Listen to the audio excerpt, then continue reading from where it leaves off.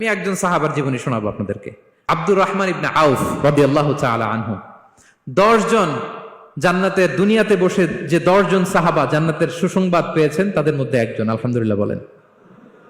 আব্দুর রহমান ইবনে আউফ রাদিয়াল্লাহু তাআলা আনহু প্রথম 8 জন মক্কায় যারা কালিমা পড়ে মুসলমান হয়েছে তাদের একজন।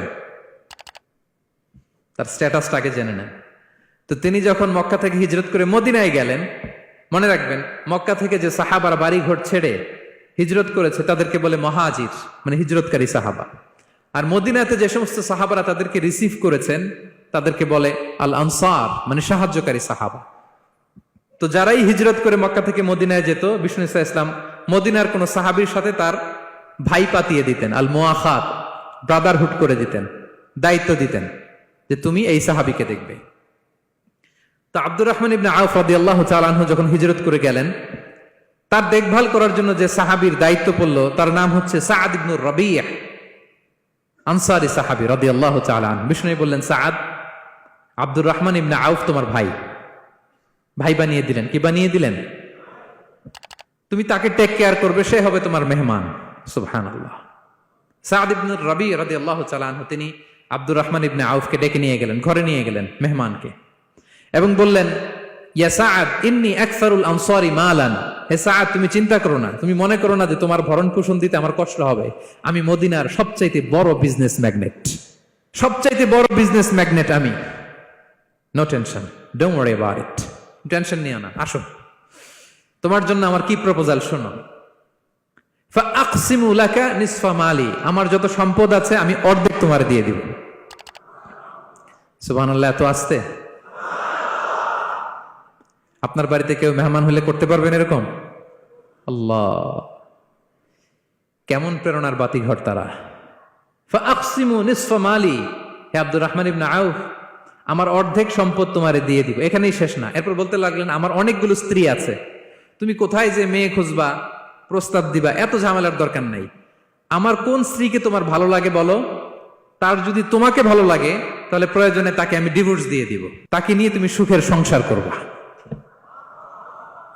আল্লাহু আকবার, আল্লাহু আকবার। অর্ধেক সম্পদ দিয়ে দিব, আমার একাধিক স্ত্রী আছে, কাউকে যদি তোমার পছন্দ হয় এবং সেও যদি তোমাকে পছন্দ করে, প্রয়োজনে তাকে ডিভোর্স দিব।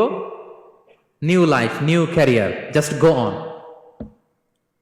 আমরা এই সুযোগ পেলে কি করতাম? সাথে সাথে অর্ধেক সম্পদ নিয়ে নিতাম, ঠিক কিনা?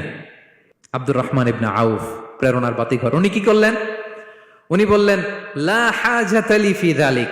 আমার ভাই, তুমি যে বলছো, এ সাআদ ইবনে রবি, তুমি যে এত চমৎকার প্রপোজাল দিয়েছো, এতেই আমি খুশি, তোমার কোনো কিছুর আমার দরকার নাই। বারাকাল্লাহু লাকা ফি আহলিকা ওয়া মালিক, আল্লাহ তোমার সম্পদে বরকত দেখ, আল্লাহ তোমার পরিবারেও বরকত দেখ। তবে একটা কষ্ট করতে হবে, সেটা কি?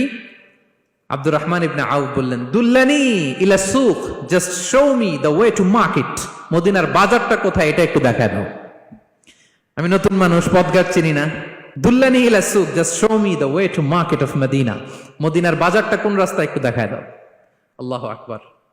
সাআদ ইবনে রবি বললেন, এই তো মদিনার বাজার। উনি যে কিছু ঘি কিনলেন, পনির কিনলেন, কিনে বিক্রি করলেন, প্রফিট করলেন। ওই প্রফিট দিয়ে আরো বেশি করে কিনলেন, আবার বিক্রি করলেন, প্রফিট, আবার বিক্রি করলেন, প্রফিট। এই কেনা বেচা করতে করতে 1-2 মাসের মধ্যে উনি মদিনার one of the biggest business magnate হয়ে গেলেন। আল্লাহু আকবার। কি হাড় ভাঙ্গা পরিশ্রমই না তারা করেছেন। একেবারে রেডি ক্যারিয়ার ছিল, গেলাম সবচেয়ে বড় বিজনেসম্যানের অর্ধেক সম্পত্তি পেয়ে গেলাম। He didn't accept the ready career, rather he made his own path with his own Endeavour. নিজের চেষ্টায়, নিজের পরিশ্রমে, নিজের ঘাম ঝরিয়ে নিজের ক্যারিয়ার তৈরি করেছেন। চিল্লায় বলেন ঠিক কিনা? This is the biography of Abdur Rahman ibn Auf radiyallahu ta'ala anhu. Be a part of our vision. Do listen and share the khair.